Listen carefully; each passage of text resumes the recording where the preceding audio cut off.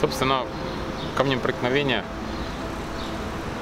я думаю, что информация, когда я узнал, что мечеть оставлена на практически весь зимний период открытой, для меня это уже оскорбление. В любом случае, отношение к Бахчисараю, оно у нас особенное, потому что мы воспринимаем Бахчисарай как нашу именно столицу Байтахтана. Различные варианты рассматривались, но других доступных пока вариантов я не нашел, кроме как выйти на одиночный пикет.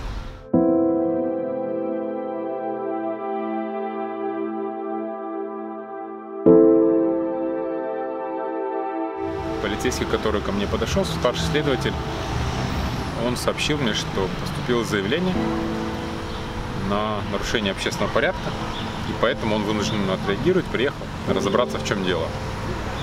Сказал, что я думаю, что нам достаточно будет ограничиться объяснительной, но я вам советую прекратить.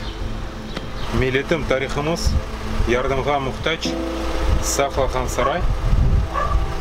Мой народ, наша история нуждается в помощи.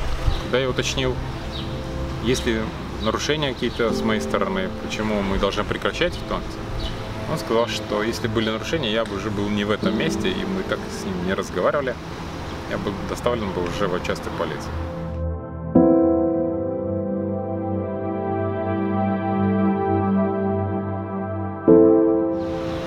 Активные действия по защите Ханского дворца должны продолжаться не только где-то за пределами Крыма, но и в самом Крыму в том числе, потому что это, собственно, характеризует и показывает непосредственно наше отношение самих крымских татар к тому, что происходит здесь.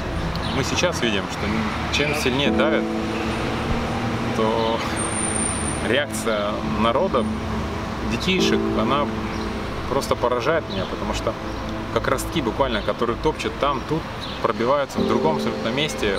Народ таким образом сопротивляется, борется. Я думаю, это является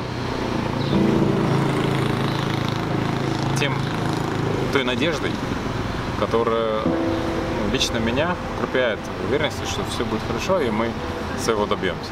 Мы своих детей воспитываем. Сами понимаем отлично, что государственность крымских татар, она должна быть. Если это не произойдет за время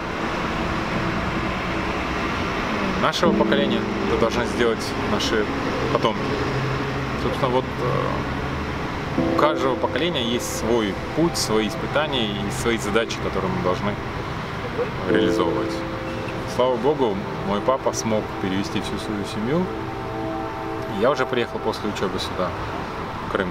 Соответственно, теперь у нас свои обстоятельства, и мы должны с этими обстоятельствами жить и продолжать ту борьбу, которую вели наши деды и прадеды.